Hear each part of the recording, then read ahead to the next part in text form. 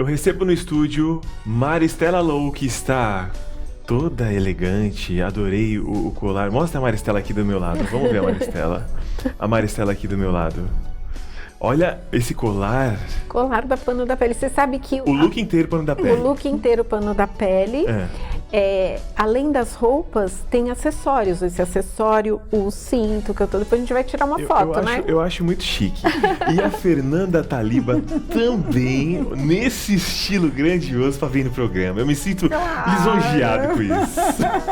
Obrigado, Fernanda, por vocês estarem aqui, viu? Obrigada a você, Cláudio. Sempre é um prazer estar aqui no seu programa. Obrigado, Mari.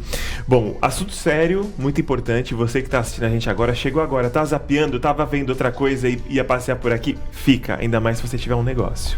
Se você não tiver e for CLT, também fica, porque de alguma forma vai agregar a você, para ver se você acorda para a vida ou não, ou se você muda alguma questão aí na sua vida.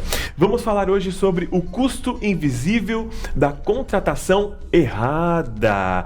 Como um recrutamento e seleção profissional protege o seu lucro empresário, independente de você ter um negocinho pequenininho, um carrinho de lanche na rua que é você e mais 2 pessoas, ou uma grande empresa, é a mesma coisa, ok? Bom, Mari, muitas empresas não percebem de imediato o impacto de uma contratação errada. A gente estava conversando aqui nos bastidores, eu mesmo já iria por outro caminho e a Fernanda me deu um alerta. É preocupante, né, quando a gente não percebe isso. É preocupante, Cláudio. E assim, quando a gente fala no mundo dos negócios, você é uma pessoa jurídica também, você sabe disso. Tempo é dinheiro. Sim. E talento é ouro. É verdade. E o que acontece? Uma pequena decisão sobre contratação de funcionário na sua empresa pode gerar uma grande perda de lucro e de crescimento.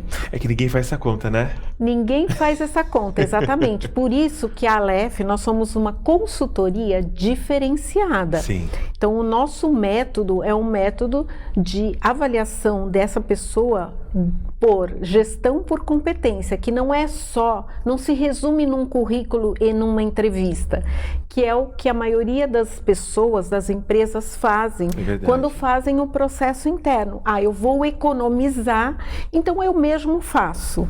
Só que quando a gente vai para o nosso índice, né, que a gente fez o ROI do PH ROI. O que seria esse ROI?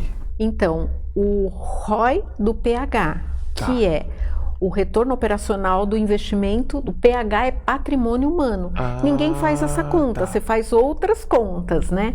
E o que acontece? Você já calculou o custo que você tem, a perda que você tem em não dar certo essa contratação que você faz? Então você contrata uma pessoa pelo currículo, pela entrevista, acha que vai ser excelente, faz projetos maravilhosos. Essa pessoa entra na empresa, fica um período, aí 30 dias, ainda não está lá, está engatinhando, ainda não deu retorno, né? E aí o que acontece? Você precisa demiti-la, porque não deu certo aquela contratação.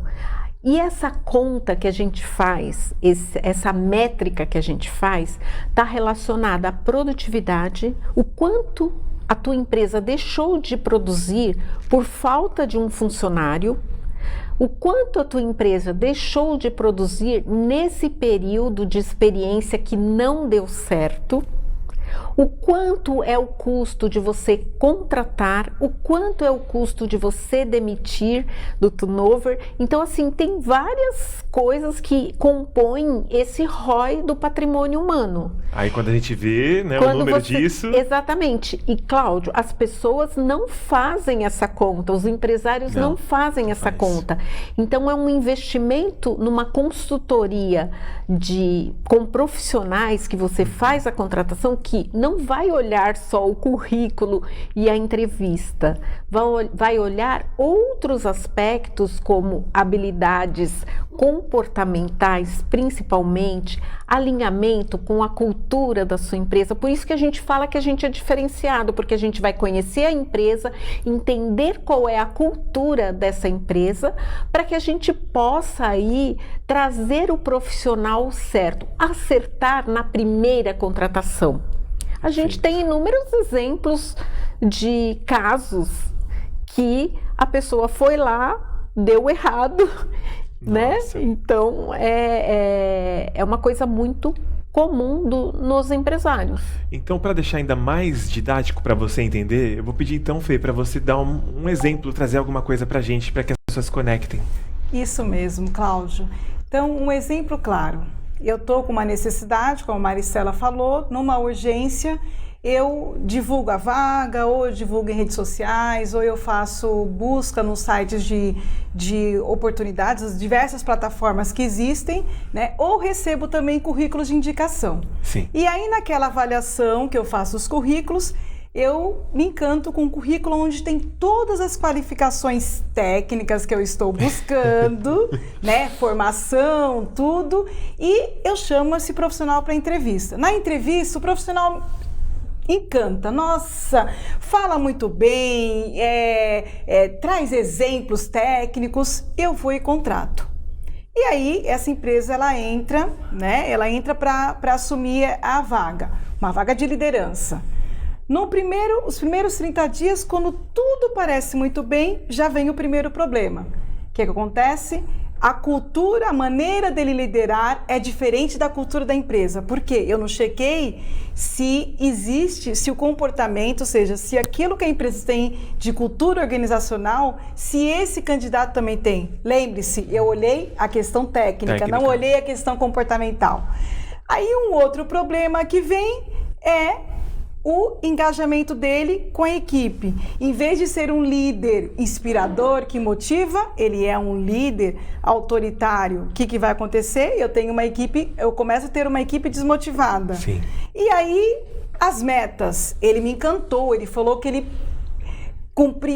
que bateria todas as metas, até porque eu queria um profissional sênior, né? Um líder sênior, que trouxesse resultado. E aí, esses resultados, eles não acontecem. E, por fim, o que acaba acontecendo? Uma equipe desmotivada. A minha equipe começa a sair, começa a pedir demissão. E quando eu penso que seria mais estratégico, eu iria buscar novos negócios, foi por isso que eu trouxe um líder, eu simplesmente viro bombeiro. Eu estou apagando incêndio, estou apagando os conflitos que esse profissional, apenas 3 meses, criou na minha empresa. Isso acontece muito, né? Isso acontece muito. E aí, o ROI, eu vou colocar no papel aquilo. 3 meses de salário que eu paguei, fora os encargos, porque nós estamos falando de uma contratação seletista, então os encargos, a perda de produtividade, engajamento da equipe, ou seja, eu perdi outros profissionais. Nossa. Fora que ele começou, eu gastei o meu tempo treinando essa pessoa. Olha só, coloca tudo na ponta do lápis. Ninguém faz isso, né? Ninguém faz, mas Cláudio. É assustador ver o resultado. É assustador, exatamente, é assustador. E aí, Nossa. O que aquilo seria simples para ele nessa contratação, onde ele estava vislumbrando que ele teria um lucro maior de não procurar uma empresa especializada, ele acabou tendo prejuízo. E aí, como a gente sempre fala aqui, ninguém cria um negócio, Cláudio, para não ser sustentável, para não prosperar. E numa atitude que poderia ser uma atitude exata, assertiva, ele não tem. E aí é onde ele acaba tendo o prejuízo. O problema é que o gestor em si, né, o CEO, o fundador das empresas, muitas vezes subestimam muito essa questão, né, de investir num recrutamento mais estruturado, estratégico. Por que vocês enxergam esse comportamento, desse conceito e de toda hora subestimar, de achar que não precisa? Por que vocês enxergam isso? Eu vejo que é uma cultura comum, né, das empresas, porque em primeiro lugar a gente pensa no lucro, né? E aí o que acontece? Não só no investimento com profissionais com uma consultoria séria para fazer a seleção de um profissional para sua empresa. Mas mesmo em outras áreas, a maioria das vezes você faz lá uma cotação de algum serviço que você precise e aí de repente você fala assim, vou economizar com isso, eu mesma faço. Eu mesmo faço. Marketing, por exemplo, é um exemplo. Eu tenho lá um profissional, uma agência e de repente eu falo assim, não, mas eu vou contratar um profissional e vou colocar ele dentro da minha empresa e ele mesmo faz. Então, tem uma cultura da gente querer economizar com profissionais especializados. Qual é o teu business, qual é o teu negócio? Você tem que ser muito bom naquilo, né? E deixar que profissionais façam cada um na sua especificidade dentro da sua empresa. Por isso que a gente trouxe o PH-ROI, que é o patrimônio humano que precisa ser medido, é um investimento. E quando você faz essa conta, só com essas características que a gente trouxe, né? De falta de produtividade, né? Que você vai ter do lapso que até você contratar, né? E contratar errado, porque é muito comum. Sai muito caro. Sai muito caro. E às vezes você fica com o profissional errado só para não ter o trabalho de fazer um novo processo seletivo. Então, a dica é essa, como a gente falou. Tempo é dinheiro e talento é ouro. O DISC é usado também para colaborador, né? Também. E o DISC, elas já pegam ali, entendeu? A pessoa não tem como fugir, não. Até você vai se ver no DISC. Eu lembro porque eu já fiz, eu achei sensacional. O DISC, ele realmente é um diagnóstico de comportamento para você saber o perfil da pessoa, para saber se ela realmente é o ideal para aquilo ou não, né, Fê? Exatamente isso, onde você vai analisar o perfil comportamental para aquilo que ela vai desempenhar. E a gente sempre esquece disso, a gente só vê o que você falou, a parte técnica. Exatamente. Tem pós-graduação nisso, fala inglês, espanhol, francês, alemão, russo. Exatamente, a técnica, e aí esquece que a comportamental é a vivência, o dia a dia dele desenvolvendo aquela atividade. E que vai fazer toda a diferença para lidar com o ser humano, porque empresas são feitas de pessoas. E gerir o patrimônio humano é ouro, gerir ele certo é ouro, Cláudio. É aquilo que a empresa tem de mais valioso e não pode negligenciar. Empresário, não negligencie. Lembre-se, patrimônio humano do seu negócio são as pessoas e é ouro.